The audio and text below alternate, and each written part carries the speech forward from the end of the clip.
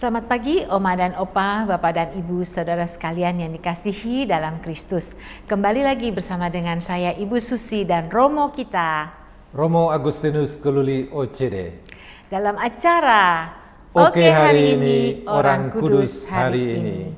Selamat pagi Romo. Pagi Ibu Susi. Pagi yang sangat luar biasa. Ya. Pagi yang penuh semangat Romo. Betul. Romo, hari ini tanggal 15 Oktober 2022. Ya. Kita akan membahas tentang Teresa dari Avila. Wanita yang sangat luar biasa ini. Romo, saya persilahkan waktunya.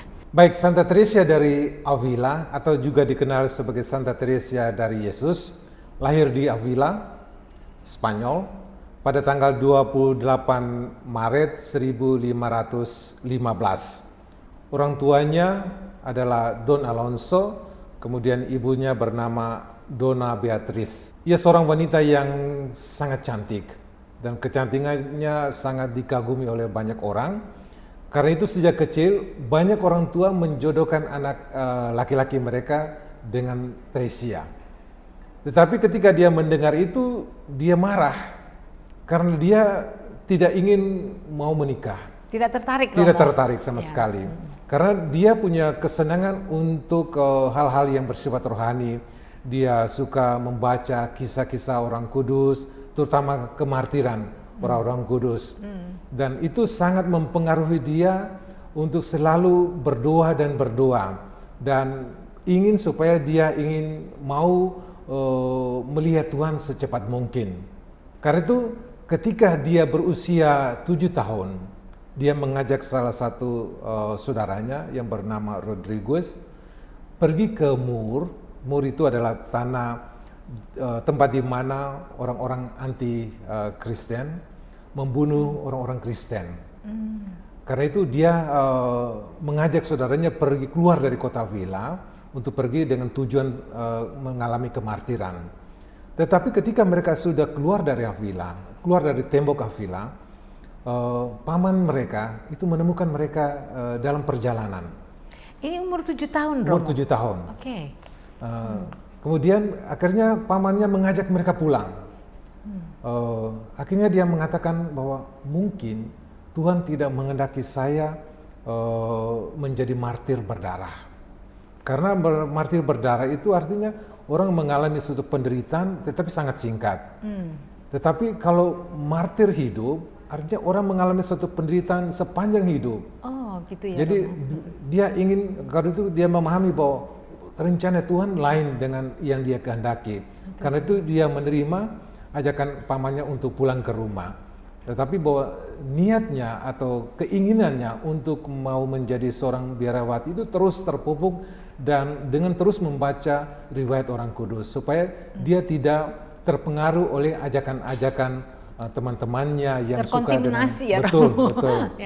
Karena memang dia seorang anak kecil yang sangat cantik sehingga semua orang kagum dengan kecantikan dia. Tetapi dia sendiri tidak peduli dengan hal yang bersifat tentang kecantikan ataupun juga hal-hal yang duniawi. Justru hal-hal yang rohani lah yang dia mau tujuan fokuskan. hidupnya ya, Romo, betul. Kemudian ketika dia mulai bertumbuh besar pada usia yang ke-20, dia memutuskan untuk masuk Karmel. Karena dia tahu bahwa Karmel itu adalah tempat di mana orang bertapa, berdoa, dan bermati raga untuk gereja. Dan ketika dia ketika masuk dalam biara, dia menyadari dan melihat bahwa idealisme dia, cita-cita dia untuk hidup kontemplatif dan mau bertapa itu sudah mengalami kemunduran. Karena itu dia terus bergulat, berdoa dan berkonsultasi dengan orang-orang bapak rohaninya supaya suatu ketika dia diberi kekuatan, kemampuan untuk bisa membaharui ordo. Dan karena itu dia berbicara dengan Santo Yohanes dari Salib, seorang imam Karmel juga. Lalu Yohanes pada saat itu juga dia sedang berencana untuk keluar dari ordo Karmel. Karena dia merasa bahwa kehidupan di Karmel saat itu sudah mengalami banyak kelonggaran. Dia ingin mau supaya hidupnya itu seperti para pertapa betul-betul hidupnya kembali ke awal ya Romo. Kembali kepada ke awal. Seperti Nabi Elia di Gunung Karmel. Dan ketika Santa Teresia menceritakan cita-citanya ini disambut baik oleh Yohanes dari Salib. Akhirnya mereka dua bersepakat untuk membaharui. Teresia pertama-tama membaharui para suster dalam mendirikan suatu komunitas yang hanya terdiri dari 13 orang supaya tidak terlalu banyak orang karena sebelumnya ada begitu banyak. Akhirnya kehidupan persaudaraan, doa itu menjadi sangat terganggu. Para suster lebih banyak menerima tamu, menghabiskan waktu lama-lama di pendopo untuk bisa memberikan semacam hiburan dengan mendengarkan keluh kesah mereka. Konsultasi, betul, Romo. konsultasi. Tetapi bahwa hal itu penting, tapi terlalu banyak menghabiskan waktu, maka kita menyita waktu untuk doa, jam meditasi. Karena itu dia ingin mengembalikan semangat pertapa ini dengan membentuk satu komunitas yang baru. Dan setelah itu dia bersama dengan Santo Yohanes dari Salib juga membaharui untuk pria, sehingga kemudian kita kenal dengan ada Ordo Karmel atau Okarm dan juga ada OCD atau Ordo Karmel tak berkasut.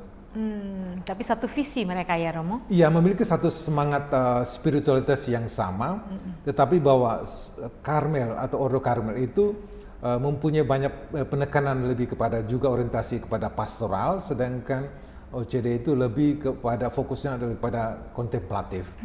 Lebih banyak waktunya untuk bermeditasi, berdoa dan bertapa, patiraga. Tapi apakah Santa Teresa dari Avila ini yakin bahwa itu adalah jalan Tuhan, Romo? Dia selalu mendialogkan apa yang menjadi keinginan cita-citanya itu dalam doa. Kemudian dalam keheningan dia selalu percaya bahwa Tuhan pasti akan berbicara dalam satu bentuk inspirasi, dalam keinginan-keinginan untuk gereja, bukan untuk kemuliaan Tuhan, bukan untuk dirinya sendiri. Karena itu dia pasti sangat yakin. Karena itu apapun yang dia ingin lakukan, dia selalu membawa itu dalam meditasi dia, dalam doa pribadi dia, untuk tahu apa yang menjadi kehendak Tuhan dengan cita-cita atau rencana itu. Ya pasti ada banyak kesulitan, ada banyak tantangan, tetapi dia yakin bahwa justru dengan kesulitan tantangan ini dia diuji supaya apakah dia tetap setia pada apa yang menjadi rencana dia dan kehendak Tuhan atau tidak. Seperti dia mengarang buku juga ya Romo ya? Betul. Ya, memang Santa Teresa itu dia bukan orang yang punya pendidikan tinggi. Dia hanya punya pendidikan dasar di biara Santo Agustinian, tetapi dari pengalaman itu dia punya pengalaman rohani yang luar biasa, sehingga dari pengalaman batin dia mempunyai pemikiran dan pemahaman yang sangat mendalam, terutama tentang ajarannya tentang doa. Jadi seseorang itu memiliki pengetahuan itu dari belajar, tetapi juga melalui satu penerangan budi oleh Roh Kudus, yang disebut dalam istilahnya sebagai satu pengalaman mistik vision intelektual. Jadi orang mempunyai suatu pengalaman pemahaman yang tinggi tentang suatu kebenaran, bukan dari belajar, tetapi dari curahan dari Allah sendiri. Iya, Romo. Dan itu memang tidak semua orang bisa mempunyai pengalaman seperti itu. Jadi itu suatu pengalaman yang dimiliki oleh seseorang karena ia sendiri membuka diri kepada rahmat Allah itu, dan rahmat bekerja dalam diri orang itu. Kemudian dia mempunyai satu pengajaran rohani yang sangat sederhana tentang doa. Dia mengatakan bahwa doa itu adalah suatu komunikasi, suatu dialog dari hati ke hati dengan Dia yang kita tahu dan percaya, yakin sangat mencintai kita, dan terjadi secara terus-menerus.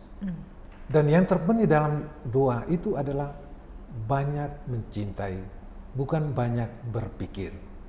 Jadi pertama kita harus tahu dan yakin bahwa Tuhan itu mencintai kita. kalau kita mempunyai satu pemahaman demikian, maka kita ingin ada selalu bersama Dia. Sama seperti dua orang yang saling mengenal, saling mencintai, maka ada keinginan untuk selalu ada bersama. Selalu ada cerita. Cerita tidak pernah kehabisan. Dan karena itu, kita harus penting memiliki suatu keintiman, relasi personal dengan Tuhan. Maka ketika ada kedekatan seperti itu, kita ingin selalu ada bersama dengan Tuhan.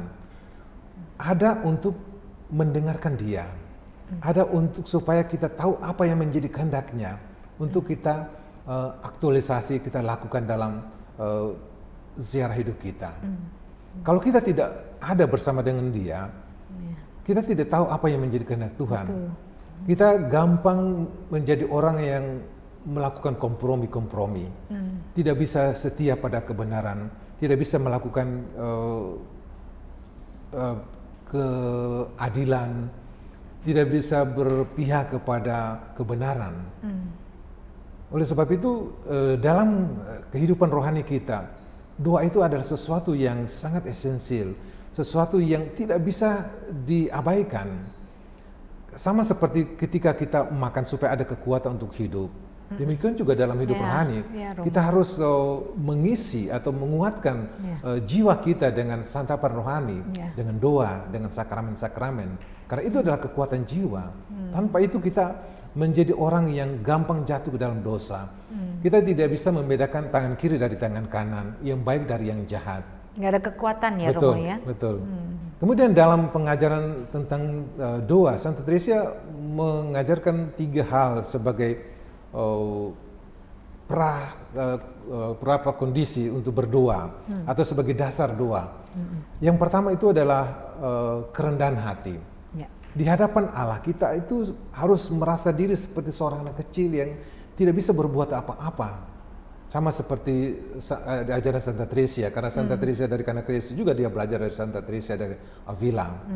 Karena itu kita harus mengampakkan diri, mengosongkan diri, dan membiarkan Tuhan mengisi kita, meraja kita, menguasai pikiran dan hati kita dengan rohnya, supaya kita bisa memahami apa yang menjadi kehendak Tuhan dalam hidup kita. Tanpa ada kerendahan hati, yang ada itu hanya kecongkakan, kesombongan, keangkuhan, dan kita merasa diri hebat. Tetapi sebenarnya kehebatan kita itu bukan karena kita, tapi Tuhan. Karena itu penting kita harus selalu rendah hati. Ya, kerendahan hati, Romo. Kemudian yang kedua adalah cintakan sesama. Ya, dia mengulang kembali ajaran Penginjil Yohanes. Adalah suatu kebohongan manakala kita mengatakan bahwa kita mencintai Tuhan, tetapi kita tidak melakukan sesuatu untuk menolong sesama yang menderita. Karena cinta kepada Tuhan itu kan terrealisasi dalam cinta kepada sesama. Sesama kita, Romo. Betul, Romo. Dan yang ketiga adalah kelepasan, detachment. Orang tidak boleh mempunyai kelekatan hati kepada barang, harta milik, atau juga kepada orang-orang yang kita cintai. Sulit sekali, Romo, itu.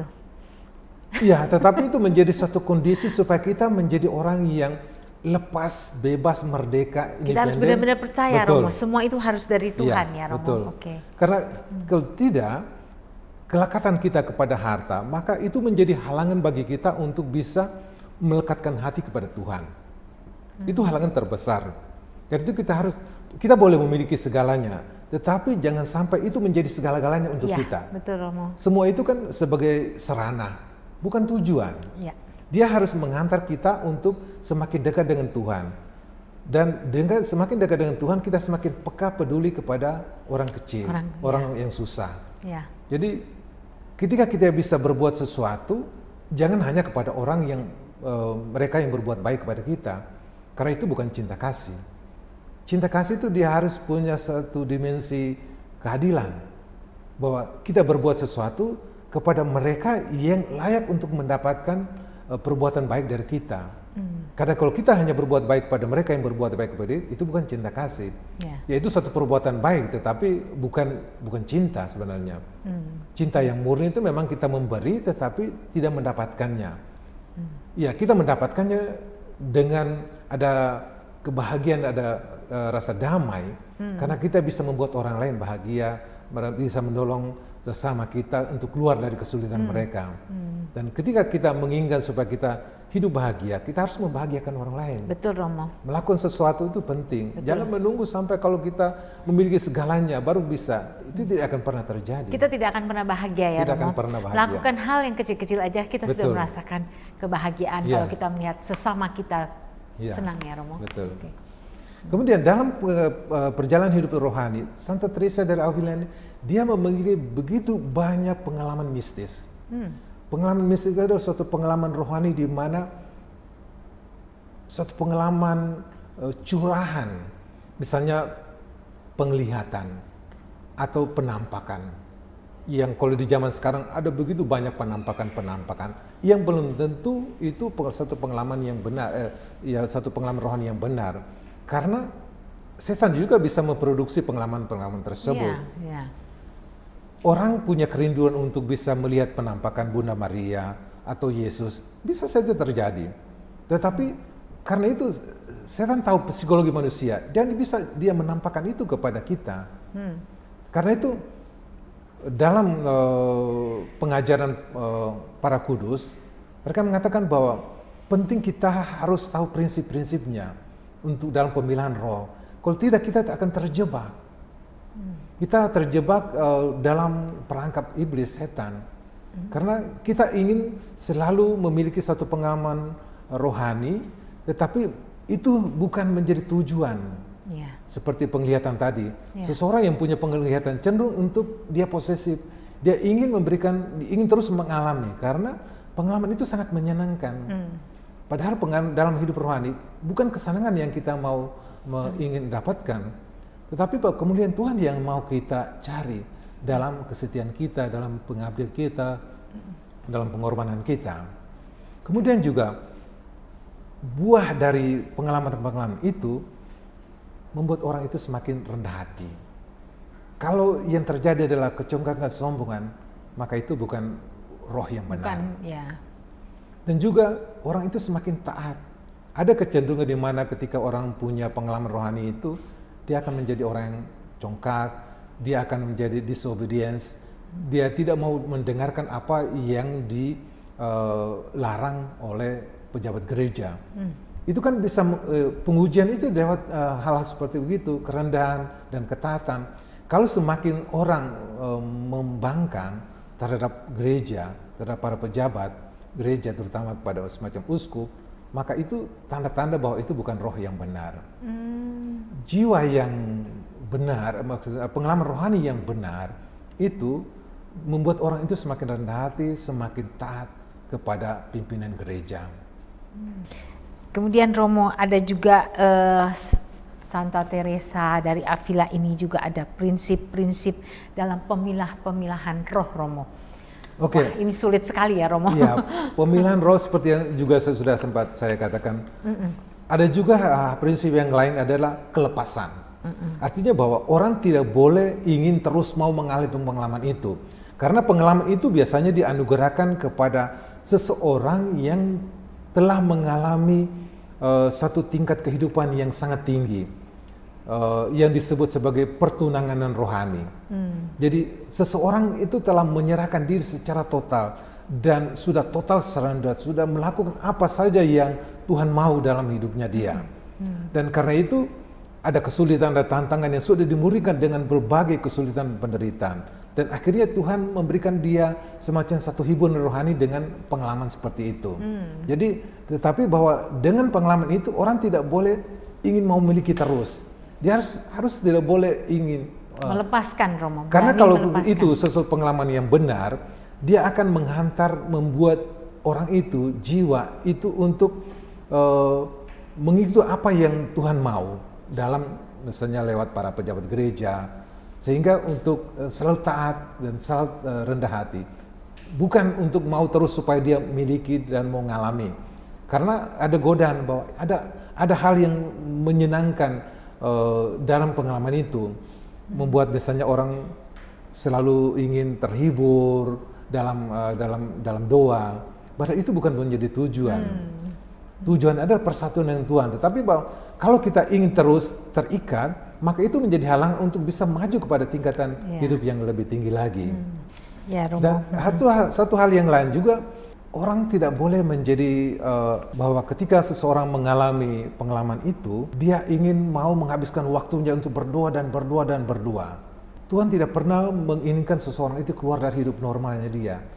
Justru dengan pengalaman rohani itu, dia akan membuat dia menjadi seorang Kristiani yang baik dalam kehidupan sehari-hari sebagai seorang ayah, seorang ibu yang baik, dia yang penuh tanggung jawab, dia melakukan segala sesuatu dengan penuh cinta, dan itu buah dari pengalaman rohani yang benar. Bukan kadang-kadang kita juga bisa terkecoh, misalnya orang yang berdoa terus, waktunya hanya untuk berdoa. Jadi dia melakukan apa-apa tanggung ya, jawab dia tidak diperhatikan.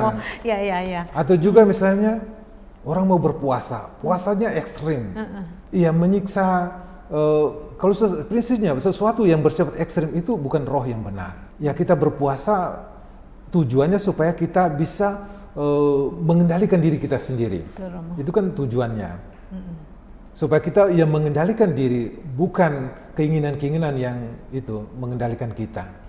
Karena itu dalam pengajaran Santa Teresia, doa itu sesuatu yang sangat esensial, sangat penting. Tanpa doa, mustahil kita bisa bertumbuh dalam hidup rohani. Kita bertumbuh dalam keutamaan dan kebajikan. Kita tidak akan pernah mau mengampuni, memaafkan orang lain kalau kita tidak punya waktu untuk berdoa. Kita hanya akan terus mengadili dan menghukum, mempersalahkan orang lain, tidak pernah mensalahkan diri kita sendiri. Tapi justru dengan terus berdoa, kita akan menyadari diri bahwa kita punya kekurangan, punya kelemahan. Kita harus membaharui diri kita sendiri. Barulah kita memberikan suatu inspirasi, keteladanan, kesetiaan kita yang mempunyai daya untuk ubah untuk orang lain. Ketika kita menginginkan supaya orang lain berubah, tidak akan pernah terjadi. Kita harus pertama-tama ubah diri kita sendiri. Kemudian dengan berdoa kita bisa mengenal Allah itu secara lebih intim, lebih pribadi, lebih mendalam. Dan dengan mengenal Allah secara lebih pribadi, kita punya pengalaman sendiri akan Dia, akan Allah.